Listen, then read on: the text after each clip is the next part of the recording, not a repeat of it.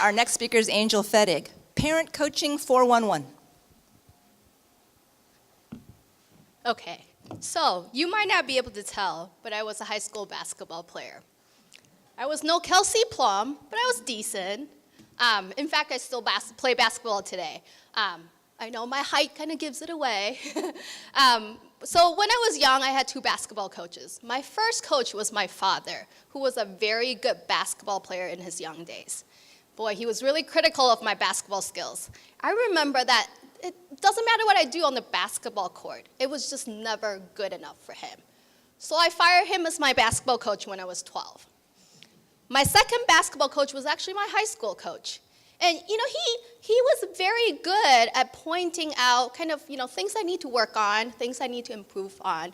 But most importantly, he was really good at highlighting my strength on the court and the things I'm doing really well and how those things are contributing to the team's success.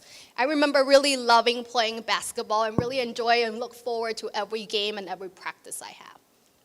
So I've been very fortunate in my life to have great life coaches, including my father, who might not be the best basketball coach for me, but really good at helping me kind of problem solve some of the life challenges as I grow up.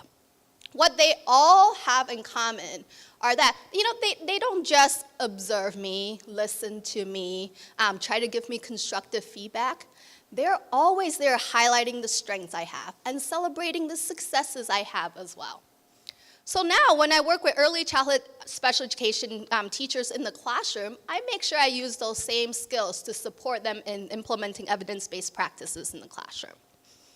So when I first became a parent 10 years ago, I remember thinking, I can really use a coach who can come in and tell me how to be a parent.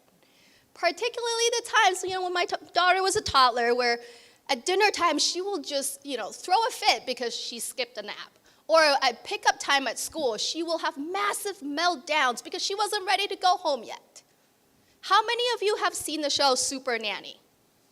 Yeah, Joe Frost with the very strong British accent, going into homes, really helping desperate parents in addressing these challenging behaviors. I remember watching that show going, I could use a super nanny who can come in and really show me what I'm doing that, needs to be changed. What are some things I need to tweak so that I can, change, kind of support my child's behavior and change these challenging behaviors.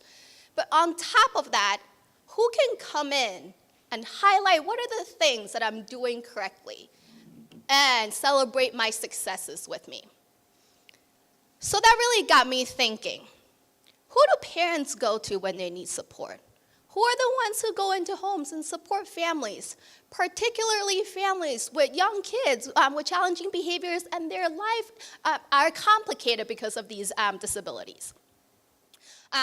So really thinking about who will go into the families.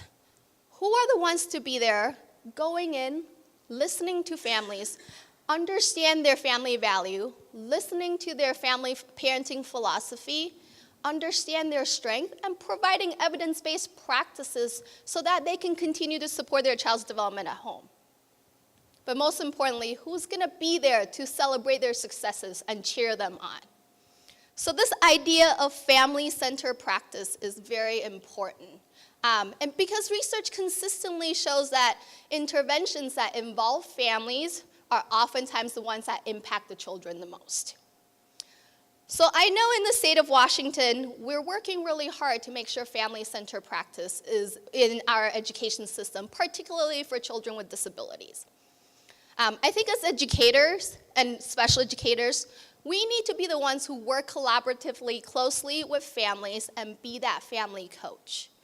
We need to be the ones who can go in and provide families with these evidence-based strategies that we know it's working at school, so that families can continue to work with kids at home when the kids are at home.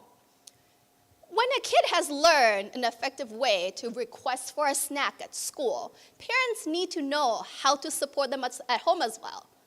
Because after all, kids do not stop asking for snacks when they get home at night and on weekends. But I think what's most important is that we need to be there. We need to be the parents' biggest cheerleaders. Be there to cheer them on, highlight the successes that they have. We all know that our behaviors are, when we receive praise, our behaviors are highly reinforced. So next time when you are supporting a family or when you're working with a family or seeing a family who's doing a great job, make sure you tell them great job for being a great parent.